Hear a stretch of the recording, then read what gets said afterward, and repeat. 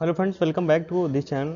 आज की इस वीडियो में लोग बात कर रहे होंगे जीवन लक्ष्य प्लान के बारे में, जो एलआईसी की तरफ से जीवन लक्ष्य प्लान आता है और कैसे जीवन लक्ष्य जो प्लान है वो बाकी प्लानों से बेहतर है। ये भी हम इस वीडियो के माध्यम से जानने की कोशिश करेंगे, आपको बताने या आपको समझाने की कोशिश करेंगे। तो मेरे साथ इस वीडियो पे कुछ मिनट तक आप बने तो सारी चीज़ें आपको क्लियर हो जाएंगी। यहाँ पे हम देखते हैं कि एलआईसी की तरफ से आने वाले जीवन लक्ष्य प्लान, जिसका प्लान नंबर, जिसका जो टेबल नंबर है वो 933 यानी 933 टेबल नंबर होता है। और जीवन लक्ष्य की अगर हम लोग बात करें तो इसका दूसरा जो नाम है वो कन्यादान पॉलिसी भी है। कन्यादान पॉलिसी इसको क्यों कहते हैं? बहुत सारे लोग इन दोनों प्लान को लेकर आपस में कंफ्यूज रहते हैं कि जीवन लक्ष्य क्या है या कन्यादान पॉलिसी क्या है, या फिर जब जीवन लक्ष्य प्लान इसका नाम है तो फिर कन्यादान पॉलिसी इसको बोलते क्यों हैं? वो इस वजह से बोलते हैं कि इसमें क्या होता है कि जो सिक्योरिटी डिमांड होता है वो काफ़ी अच्छा होता है। सिक्योरिटी मतलब जैसे जो जिसको हम लोग क्लेम बोलते हैं, अगर पॉलिसी होल्डर की डेथ होती है तो जितने का बीमा होता है, जितने का इंश्योरेंस होता है, बेसिक सम एश्योर्ड जिसको हम लोग बोलते हैं, वो जो बीमा होता है उसका 10% अगले जब तक पॉलिसी की अवधि है तब तक उसके नामनी को या उसकी बिटिया को या उसके बच्चे को या उसके परिवार को मिलता है।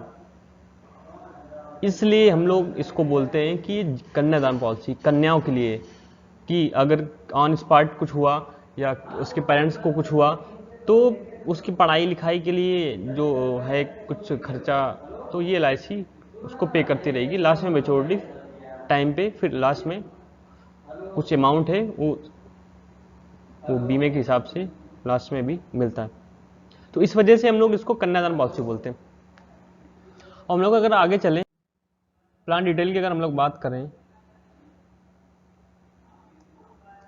तो यहाँ पे लोग देखते हैं प्लान डिटेल की जो हमने एज ले रखी है वो 30 साल ले रखी है। जो टर्म हमने लिया हुआ है 25 साल का लिया हुआ है, यानी पॉलिसी की जो अवधि है वो 25 साल है। लेकिन हम लोग को पीपीटी यानी प्रीमियम पेइंग टर्म जो इसका 22 साल का है। जितना भी जीवन प्लान है, जो भी कन्यादान प्लान है, उसमें आपको जो प्रीमियम है वो पॉलिसी अवधि से 3 साल कम देना है। जैसे यहाँ पे टर्म 25 साल का है तो प्रीमियम देना है आपको 22 साल, यानी 3 साल आपको प्रीमियम नहीं देना है। ठीक। अगर हम लोग डेथ सम एश्योर्ड की बात करें तो वो 8.8 लाख का है, और बेसिक सम एश्योर्ड की बात करें तो 8 लाख का है, यानी 8 लाख का है। यहाँ पे देखो कि as important as education in job in life, life insurance is equally important. कहने का तात्पर्य है कि आपके जीवन में जितना भी शिक्षा और नौकरी का महत्व है, लाइफ इंश्योरेंस यानी जीवन बीमा का उतना ही महत्व है। तो एक पॉलिसी इंश्योरेंस जरूर ले लें। हम लोग अगर आगे प्रीमियम की बात करें तो first year premium with tax 4.5%। जैसे 22 साल का आपको प्रीमियम देना है तो 22 साल में एक साल आपको जो जीएसटी देना है वो 4.5% देना पड़ेगा। तो अगर हम लोग ईयरली किस्त की बात करें तो वो 34,910 रुपये आ रही है, जिसमें से 33,407 रुपये आपका प्रीमियम है और 1,503 रुपये आपका जीएसटी है। जो प्रीमियम आपका सेम रहता है, बस जीएसटी एक साल बाद आपका यहाँ पे 2.25% हो जाता है, यानी आधा हो जाता है। तो वो जो आपका यहाँ पे जीएसटी लग रहा होता है वो जीएसटी आधा हो जाता है, उसकी वजह से जो किस्त है वो थोड़ी सी कम हो जाती है। हाफ ईयरली की अगर हम लोग बात करें तो 17,642 रुपये आ रही है, और अगर क्वार्टरली की बात करें तो 8,914 रुपये, मंथली की बात करें तो 2,971 रुपये, लगभग 3,000 रुपये मंथली। ईयरली मोड पे हम लोग बात करें तो 95 रुपये आपको पे करना पड़ेगा एक साल तक। अच्छा, यहाँ पे ईयरली मोड प्रीमियम लिखा हुआ है, ईयरली मोड एवरेज प्रीमियम। तो ये जो प्रीमियम 95 रुपये ये आपके इस ईयरली प्रीमियम से काउंटेड है। होता क्या है कि जब हम लोग ईयरली किस्त जमा करते हैं तो उसमें 2% की छूट देता है एलआईसी, इस मंथली या क्वार्टरली से, इसके हिसाब से। और अगर हाफ ईयरली जमा करते हैं तो 100 रुपये में 1 रुपये की छूट देता है प्रीमियम में। तो जो आपकी क्वार्टरली या मंथली किस्त है ये थोड़ी सी ज़्यादा होती है अकॉर्डिंग टू हाफ ईयरली या ईयरली के हिसाब से। अब लोग अगर आफ्टर फर्स्ट ईयर प्रीमियम की बात करें तो वो जो टैक्स आपका लग रहा है 2.25% लग रहा है। अगर ईयरली किस्त की बात करें तो 34,159 रुपये आएगी किस्त आपकी। हाफ ईयरली बात करें तो 17,262 रुपये आपको 6 महीने में देना पड़ेगा। क्वार्टरली बात करें तो 8,722 रुपये, अगर मंथली देखें तो 2,907 रुपये। अब एवरेज प्रीमियम मोड पे चेक करें तो लगभग 93 रुपये 93 रुपये आपको पे करना पड़ेगा अगले 21 साल तक, यानी 22 साल आपको प्रीमियम देना है इस प्लान पे।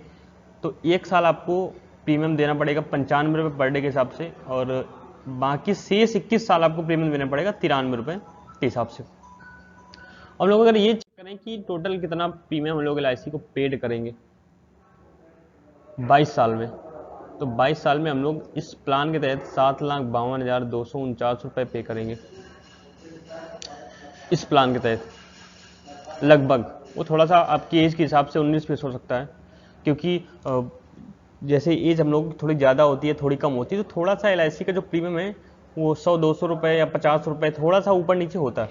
तो आप अपनी एज के हिसाब से या अपने एजेंट से पूछ सकते हैं, वो थोड़ा सा ऊपर नीचे, लगभग एवरेज प्रीमियम जो आपका लगभग 7.5 लाख के समथिंग आपका पे होगा, यानी आपको इस प्लान के तहत LIC को देना होगा। अब लोग अगर रिटर्न की बात करें कि अप्रॉक्सीमेट जो रिटर्न हम लोगों को मिलेगा मेच्योरिटी टाइम पे वो क्या मिलेगा, तो मेच्योरिटी टाइम पे जो रिटर्न मिलेगा, जो सम एश्योर्ड आपका 8 लाख का है वो एज इट इज जुड़ जाता है। बोनस आपको 9,20,000 का मिल रहा है, FAB आपको 3,60,000 मिल रहा है, और ये तीनों चीज़ें ऐड करके जो आपका टोटल अप्रॉक्सीमेट रिटर्न बनेगा वो बन जाता है, वो रिटर्न यहाँ पे बन जाता है 20,80,000, यानी लगभग 21 लाख रुपए का जो आपको रिटर्न है वो 25 साल में मिल जाएगा, क्योंकि पॉलिसी की जो अवधि है वो 25 साल है। और प्रीमियम जो आपको देना है 22 साल देना है, फिर आपको 3 साल प्रीमियम देना नहीं है। ये आप हमेशा याद रखें कि सारे प्लान, जैसे आप जीवन लाभ प्लान की बात करें तो उस पर कई मोड होते हैं। आप अगर 16-25 लेते हैं तो फिर आपको 16 साल प्रीमियम देना है, 9 साल पॉलिसी ब्रेक करनी है। आप अगर 21-15 लेते हैं तो 21 साल की पॉलिसी है, जिसमें से 15 साल आपको प्रीमियम देना है, 6 साल आपको प्रीमियम नहीं देना है। आप अगर 10-16 का प्लान लेते हैं तो उसमें 10 साल प्रीमियम देना है, फिर आगे से 6 साल आपको प्रीमियम नहीं देना है। तो सारे प्लान अलग अलग है,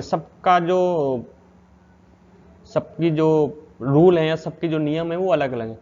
तो जब भी आप कोई LIC का प्लान लें तो उसके नियम या उसके शर्तें जरूर एक बार अपने एजेंट से डिस्कस कर लें। और आपको ये वीडियो अगर अच्छा लगा हो तो लाइक कमेंट शेयर करना बिल्कुल अभी न भूलें, और नीचे कमेंट कर सकते हैं आपको अगर कोई कन्फ्यूजन इस प्लान को लेके या किसी और प्लान को लेके कोई कन्फ्यूजन है, या आपका पैसा फंसा है निकल नहीं पा रहा है, कोई भी कन्फ्यूजन आपको है तो आप नीचे कमेंट कर दीजिए, मैं उसका जवाब दे दूंगा। Thank you so much.